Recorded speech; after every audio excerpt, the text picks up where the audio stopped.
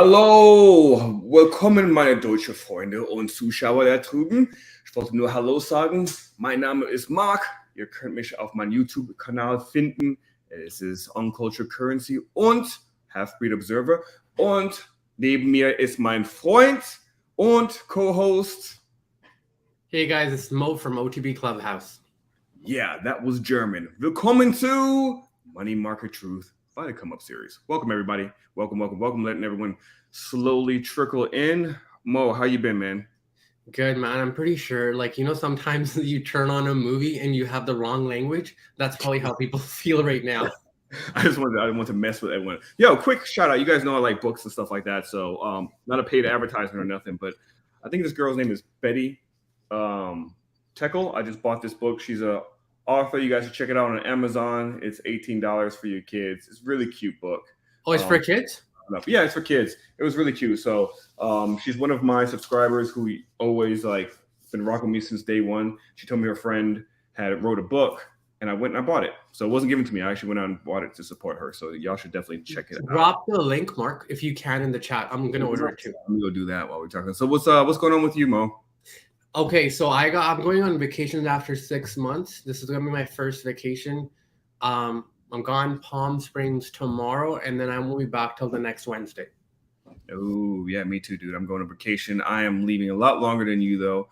I'm going to the Dominican Republic. My family is already out there. They've been out there for about a week now or so. Yeah, it's been about a week. And so I'm going to join them for about 2 weeks or so. Then I'll return mid to end of July. I'm excited, man. I need it. I'm ready for a vacation, dude. I need a break. I'm not gonna lie. Yeah, no, I get it. Like, I don't take vacations. Last year I was gone Florida, and people thought I was on vacation. I was still working, but now, like, one thing I learned, this is my second. Actually, I lied. I actually went to Mexico for a week too, and then I'm gone next month, and then the month after, and then from there on, every single month, I'll be gone. You're staying busy, man. So that's dope. I have this planned and a cruise and nothing else yet. I got to try to come up with something for my wife's birthday as well. So, man, you know what? How's your trading been going? It's been very well ever since March happened. March was one of the toughest months for me I've had in the last 3.5 years trading options. I changed the way I thought. I was putting in too much emphasis on macro, and it was subconsciously impacting my trading. And so after I've switched gears, it's been a lot easier.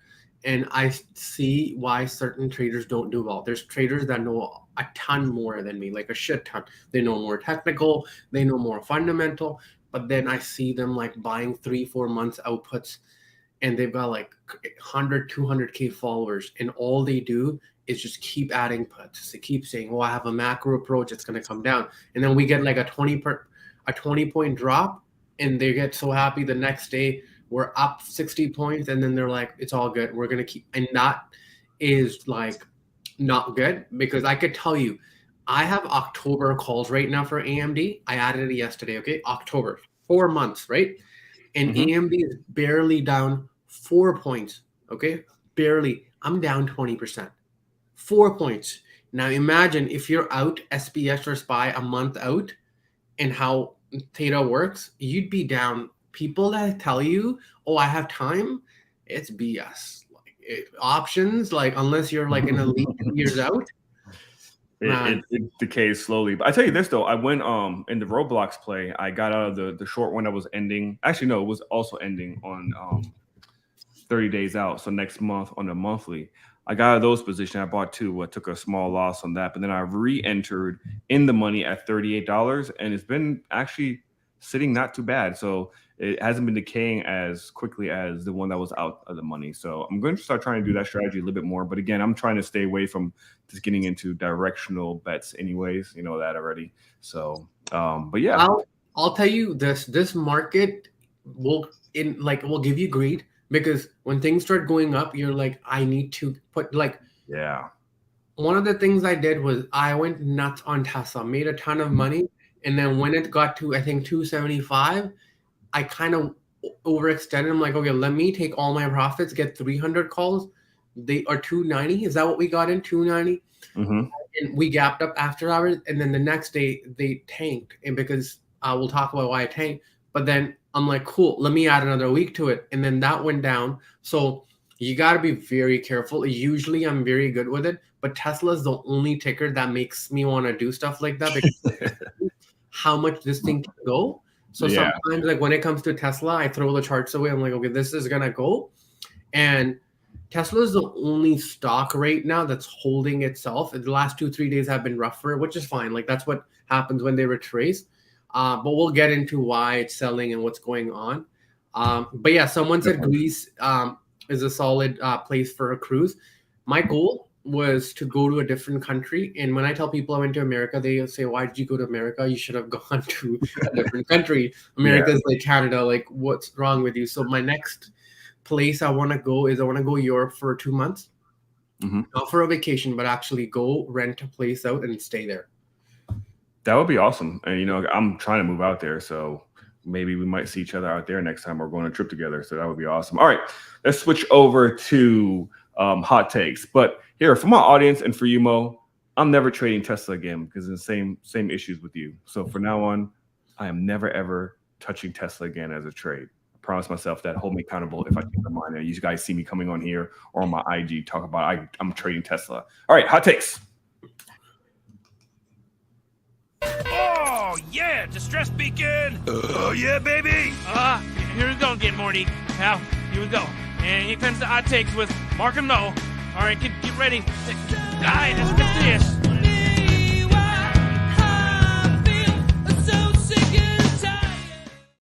All right.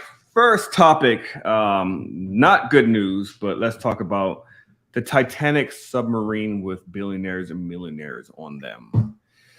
The news came out. Did you hear? Yeah.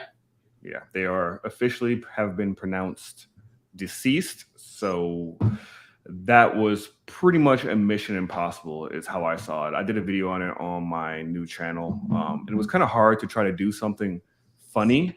Because, you know, my political satire channel is mostly just trying to be funny and crude, but it was hard to do one when you knew that these individuals were going to likely die. So I kept that one kind of serious and see how that plays out overall. But it's crazy to see all the red flags with this situation. Did you see that whole interview that he did about a year ago on CBS where he was showing people the submarine vessel and everything? Yeah. Well, can I ask you a question? You're an intelligence guy. You understand, like, oftentimes what we're shown isn't what's happening in the background. Mm-hmm. You know what? That doesn't make sense to me, and I haven't really spoken about it. A bunch of billionaires decide to enter the submarine, right? And they understand there's no GPS, there's no radio. Does that make a billionaire is a 1% of a 1%, mm-hmm. right? Like, it's not something like an average person, middle-class person was paid to go on this experiment. Someone actively chose volunteered to pay $250K to get in this thing, which they said it's the size of a minivan, and they apparently had a sandwich and Ziploc bags for if they had to go to the washroom. Do you think like anything I'm saying making sense to you? Like just maybe one person, but there's 8, or was it 5 or 8? I'm confused. It was 5. It was 5 total. It was 3. I think the pilot, obviously, and then I think it was 2 other people. I'm sorry, 3 other people but one of them had a kid with him, his son. So yeah, it was. But does that add up for you? Like no, man, dude, no. Listen, there's a lot of dumb shit that billionaires and millionaires do because you know it's limitless. You have enough money to do whatever you want to do in life. So instead of going to like one of those Titanic exhibits, it's like, yo, we got enough money. Let's find out if we can physically see it. So, wouldn't you hire someone though? Like you are a billionaire. You wouldn't make sure that the machine, like personally make sure that the machine's taken care of. Like they're driving the machine with a remote control. Yeah. Like an Xbox or PlayStation. Yeah. The remote control, the PlayStation 3 version, third-party remote control. Yes. But in fact, they actually did have a pilot or driver, whatever, however you want to call it, on a submarine. But he apparently fired him a year ago to try to be more diverse or something like that is what I heard. They fired the most experienced person who was also apparently bringing up a lot of red flags with the vessel, and he was fired according to some of the news outlets that I heard because it's like more and more information is coming in, and it's sad. What was really disgusting to me, however, was the fact that since I had to do research for my video, I went on like TikTok and Oh, dude, I know what you're gonna say. You saw them, right? Just the amount of celebration to watch someone die. I actually posted that on Twitter. I said how you could tell where we're at in a society right now by just looking at how people are reacting to this. It's crazy, dude. There's people, very respectful accounts on Twitter posting stupid stuff, making jokes about this stuff. It's beyond me. I understand, like, there's a natural hate people have at billionaires. I get that. I get that part. But at the end of the day, these people died, right? And it wasn't like they were committing a crime or something. I understand, like, there's a lot of people like, you could call doing a bungee jumping stupid, right? Think about it. You could, no, but you could, right? You could literally hurt your back. You could do so much shit, like hit the rock or something like that. But the way people reacted to this, do you know, I don't know if it's CNBC or Fox, they were talking about, tax dollar, the amount, I think it costed $2 million per person.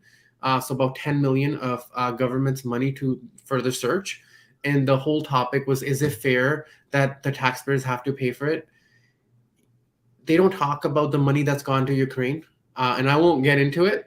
No, but you're 100% right. But I guess the narrative is a little bit different though, right? With the whole Ukraine versus these people in the vessel. See, Ukraine's poor, innocent people is what it's framed as, right? Poor, innocent people who can't defend themselves versus billionaires who have ridiculous amount of money who decide to go on this excursion themselves. Agreed. But then you're increasing taxes for people that live in America and student, if you do, there's, like, I don't want to get political, but what I'm trying to say is I don't buy this because there's so many holes in these stories. Like, I don't know. Like, I could be completely off. And Ukraine?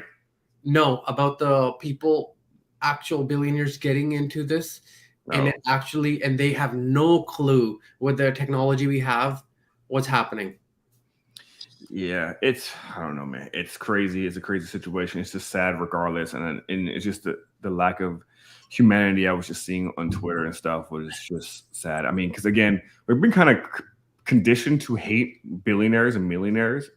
And we always have this vision that these people have become rich by just getting inherited. Family money, getting inherited and stuff. But there's people who are self-made millionaires as well. So it's like, why punish millionaires because they have more money than you is the best way to say it. I know some of them are jerks and assholes and take advantage of the system, of course.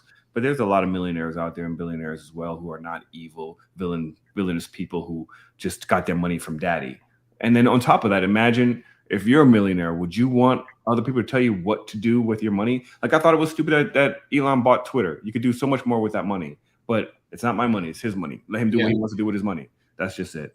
But, speaking of millionaires, have you heard about Patrick Bet-David? Do you watch him?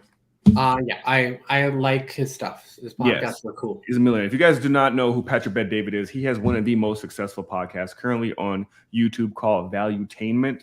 It seems like they stream every single day. They have some pretty interesting guests and stuff come on. He also wrote this book. Here's another book you guys can check out. I enjoy this book thoroughly. Clearly, I am a fan of, I wouldn't say a fan, I respect Patrick Bet-David. Now, I know there's some controversy going on with him, how he made his money, right? A lot of people say he's a scammer or a grifter. And for my research I did on him, especially because you guys already know I don't like those type of people, but he was in the insurance space, which is basically the way he was running the business is like a multi-level marketing, which again is kind of on the grifter space, but the process does work if you really work extremely hard. But it is like a pyramid scheme. The people on the bottom end up not making as much money, and they rely heavily on recruiting. Because I used to work for Primerica as like a side hustle. I wanted to sell insurance to people, but when I quickly learned that it really wasn't about selling insurance, it was about recruiting more people underneath me who are going to sell insurance as well. I didn't like that. I just prefer just to sell a product, but the insurance does actually work. Because I know someone who passed away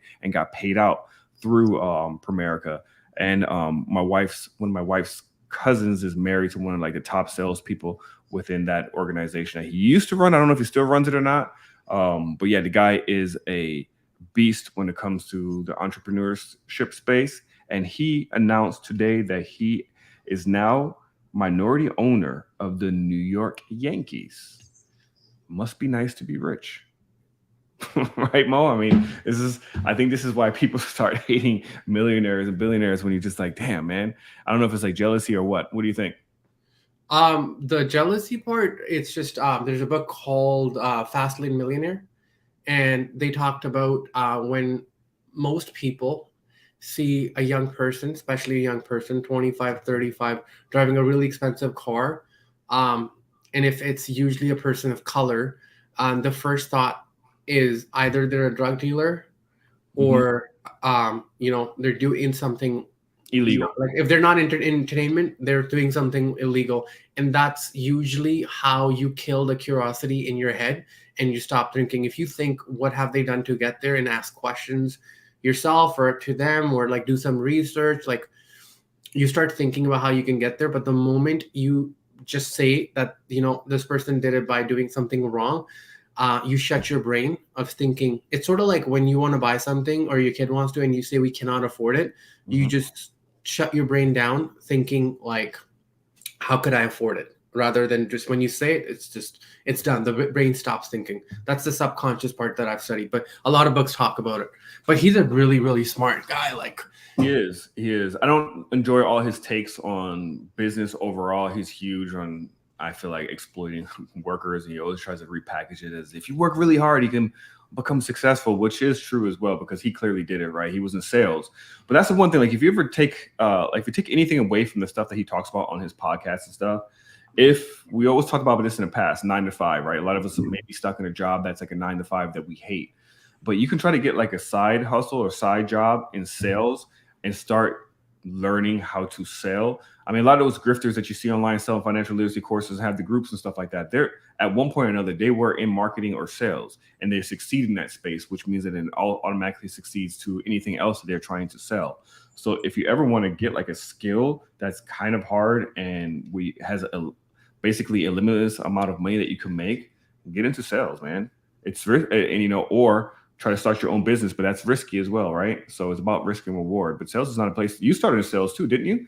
Well, because you worked at that Best Buy, Canadian version of Best Buy.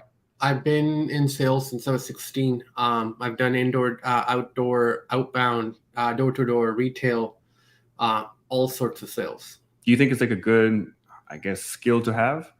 It's the only skill you need if you want to be successful. Others will help, but that's a primary skill. Even if you're not selling something, you work a corporate job, you're selling yourself, or you're selling ideas, right? The thing is, a salesman is a salesman. It's a very neutral thing. But if their intentions are wrong, or if they don't have integrity, that's where the problem happens. They just, like, how many times we go, I don't want to say car dealership to say, but I just came from a car dealership. It's just, you could, if you're a salesperson, you could smell BS. You could see, like, you know how many times I've been sold separate shit that was part of a package, and then I inquire, is it part of it? Do I have to get it? And then they said, we strongly recommend. I'm like, so I don't have to get it? No. Okay. Yeah. So I think sales is possibly one of the biggest skills everyone should try possessing. And if not, then you kind of suffer in whatever you do. Yeah. Because even like, I don't care for Grant Cardone, but his 10X book talks about sales, and there's some good information there as well. I like everything sales, man. But like we talked about, you can misuse it and abuse it in many ways. It's just like that book I'm reading right now, The 48 Laws of Power. Have you ever heard of that book? Yeah. Dude, I have it. It should be behind me. Oh yeah, dude. Have you finished reading it? Yeah. It's literally the most depressing book. Like, reading it is like, it's basically teaching you how to be a good salesperson in a way, but lying and how to use manipulative tactics to take advantage of other people, but use it in a nice way, is how to try to describe it. I don't know. To me, it's a scary book. Every time you could say good things and kind of like do things that are good within your conscious, and then you'd be fine.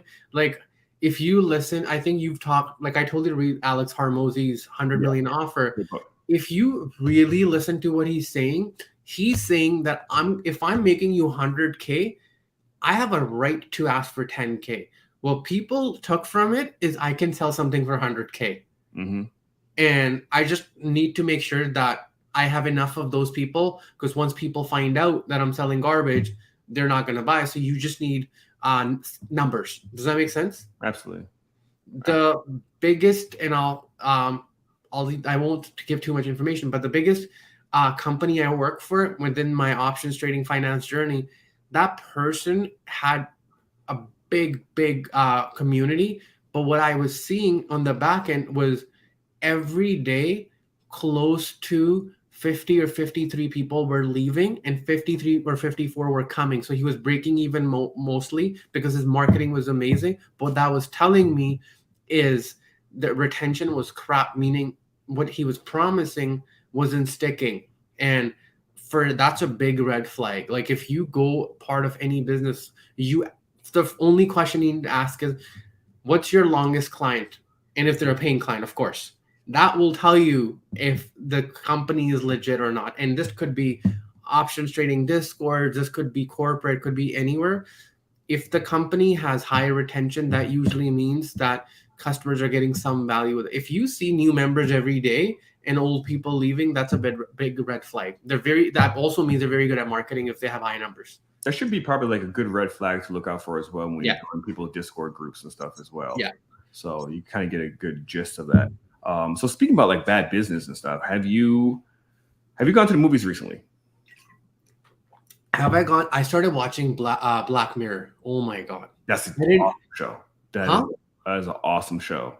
I didn't know this show existed till today. Apparently it has 6 seasons. Yeah, the new season just came out. Amazing show. If you guys haven't watched it, definitely check it out. But the reason why I was bringing that up, I went and took my son to The Flash last week, Thursday, right after we were done with our episode.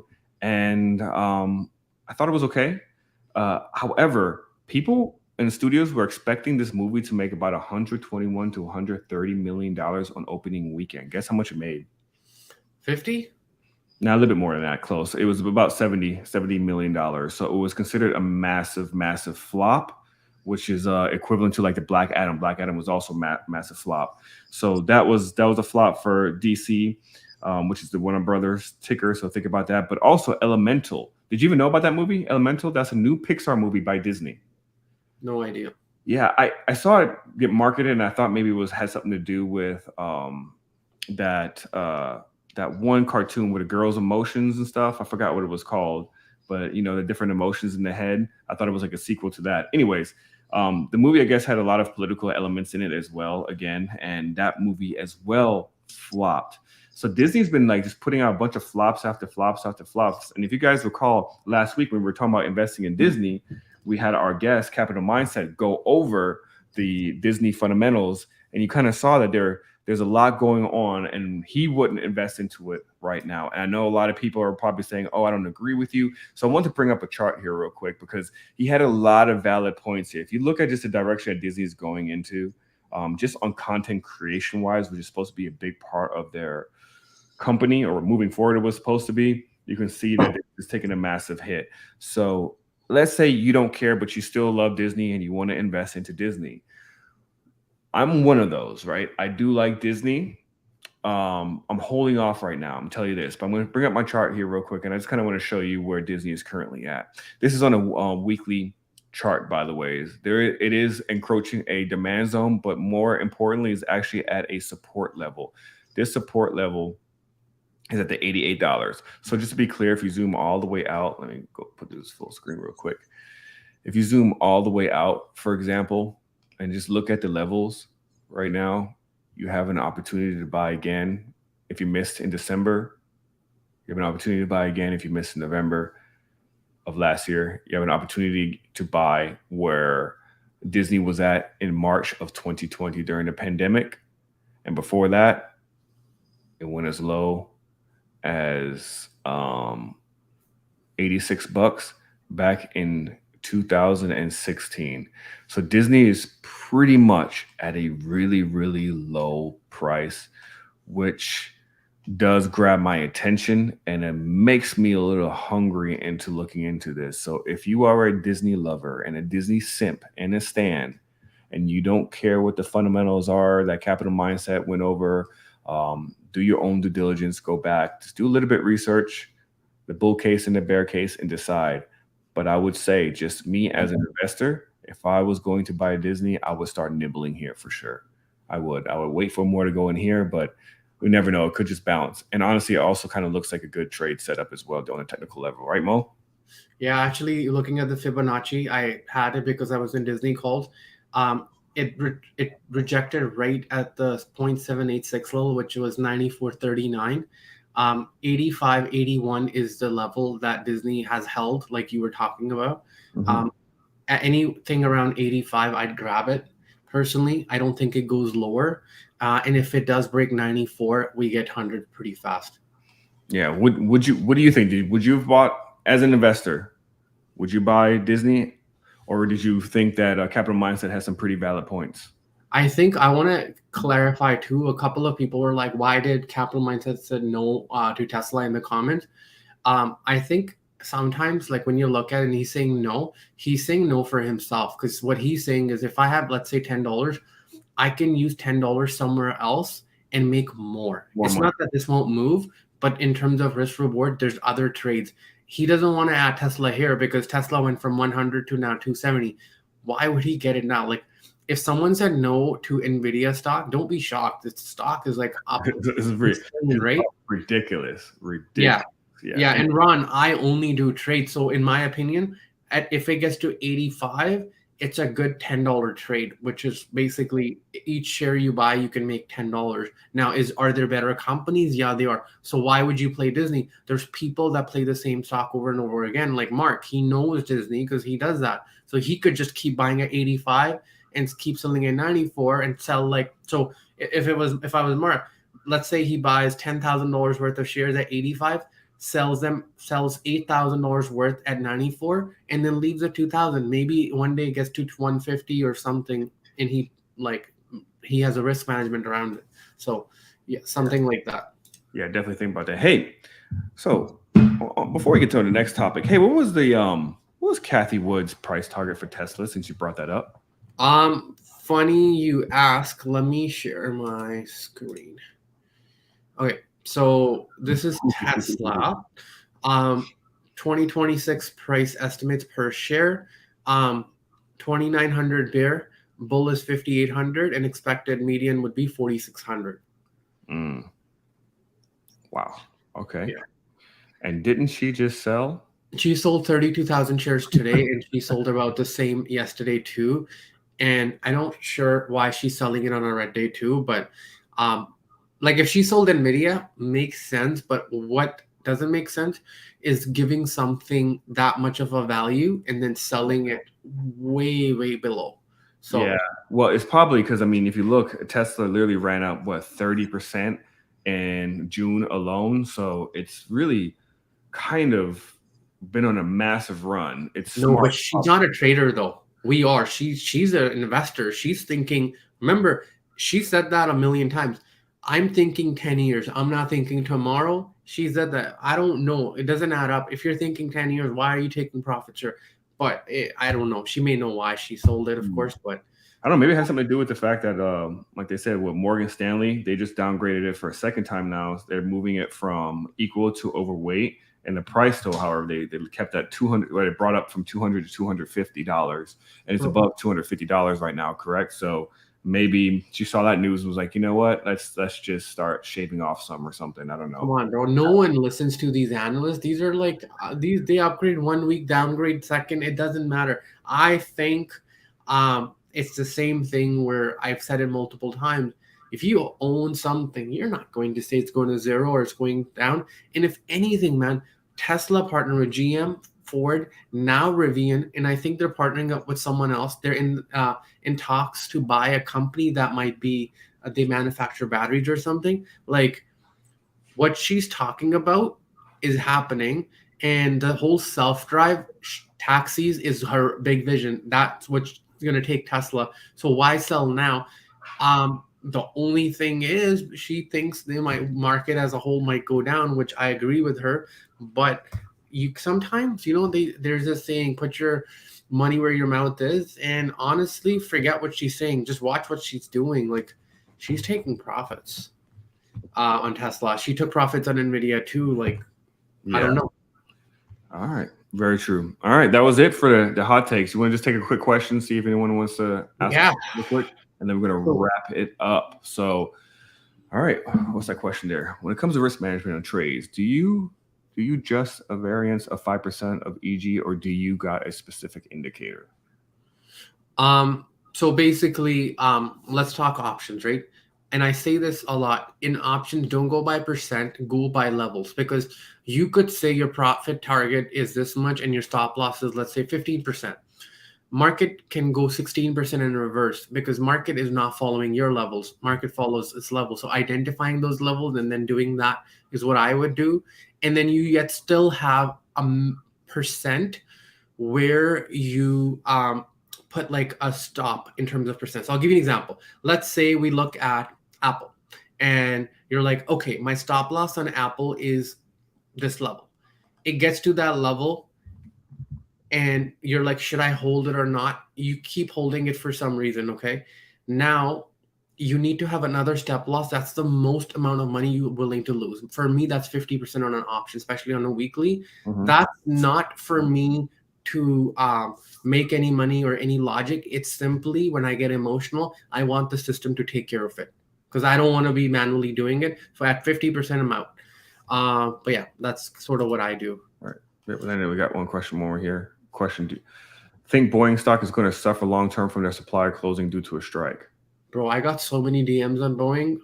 They're like, people like, should I hold? Should I hold? So Boeing is simple. It lost its 50 moving average, and the 50 moving average is 207, I believe. Give me 1 second. Let me check. It's 207.28. Until it gets above it, I would chill. What I would tell you is Boeing is one of those companies that would never really go anywhere. Boeing follows a lot of bad news. I think the next quarter would be a lot better for Boeing. I think the stock is going to $300. And Ron, good job on your SoFi. It's all you, man. It's risk management, everything. What's your opinion on residential REITs? Should I wait until the housing market pullback? I personally think that housing market, everyone was trying to short it. I wanted to. I didn't know enough about it to short it, so I stayed out. They've been doing really well. Like, if anything, like the Zillow, I was looking at Zillow, which is part of REIT too, looks phenomenal. I would personally wait for a full pullback. I wouldn't short it yet.